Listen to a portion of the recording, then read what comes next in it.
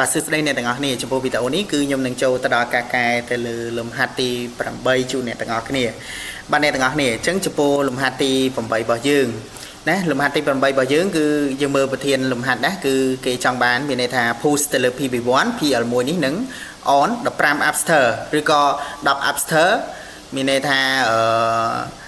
bắt đầu bị đập vị vì nâng thưa ai kì pool PL thu ní plư mà đòn chứng này không cả này ní chất PB0 ปูទាំងពីរនេះនឹងរលត់អញ្ចឹងនៅក្នុងលំហាត់នេះគឺមានន័យថា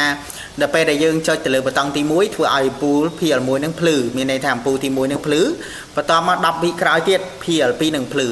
នៅក្នុងករណីនេះបើយើងធៀបជាក់ស្ដែងនៅក្នុងប្រព័ន្ធជាគេហៅថាដំណើរការរៀងគ្នាអ្នកទាំងអស់គ្នាក៏ប៉ុន្តែ2ទេអញ្ចឹងចូលទៅដល់ការគូ sequence តែម្ដងកុំឲ្យខាត់ពេលបាទអ្នកទាំងអស់គ្នាអញ្ចឹងចំពោះ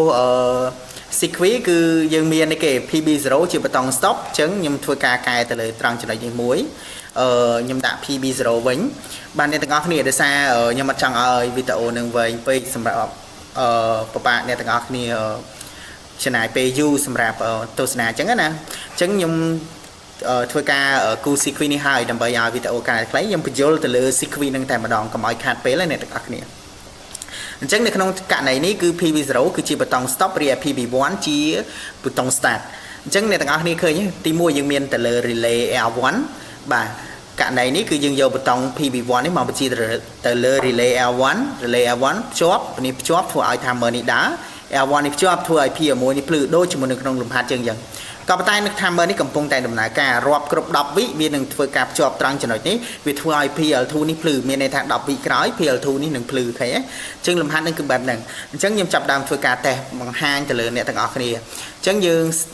ចូលមកខ្ញុំ start ឲ្យមើលអញ្ចឹងខ្ញុំធ្វើការ start ទៅលើ PB1 បាទអ្នកនរនេះឃើញទេ relay នេះដើរ timer នេះកំពុងតែរាប់អំពូលនេះភ្លឺអញ្ចឹងដល់ពេលដែលវារាប់គ្រប់10វានឹងធ្វើឲ្យភ្ជាប់ត្រង់ចំណុចនេះដែលវាយមកឲ្យទៅលើគេទៅលើ PL2 នេះនឹងភ្លឺដែរឃើញទេអ្នកទាំងអស់នេះឃើញទេអញ្ចឹងដល់ពេលដែល timer នេះរាប់គ្រប់10តែមួយនេះនឹងទៅជាអីទៅជាជាប់ទៅធ្វើឲ្យ PL2 នេះភ្លឺធៀបជាមួយនៅក្នុងលំហាត់របស់យើង post PB1 មានន័យថាចុចប៊ូតុងទី1ធ្វើឲ្យអំពូល PL1 នេះភ្លឺ10វិក្រោយ PL2 នេះភ្លឺចង់បញ្ឈប់តើចុចអីចុច PB0 ឃើញចុច PB0 វានឹងឈប់អញ្ចឹងមានន័យថា PB0 គឺជាប៊ូតុង stop អញ្ចឹងដល់ពេលដែលក្នុងករណីនេះចុច PB1 PL1 នេះភ្លឺភ្លាមឃើញយើង start មកគឺនេះភ្លឺភ្លាមហ៎ករណីបន្តទៀតមានន័យថាគ្រប់10វិទើបអីគេអានេះភ្លឺបន្តទៀតអញ្ចឹងនៅពេលដែលអានេះកំពុងតែដើរនេះរាប់គ្រប់10វានឹងជាប់ត្រង់ចំណុចនេះអ្នកទាំងអស់នេះ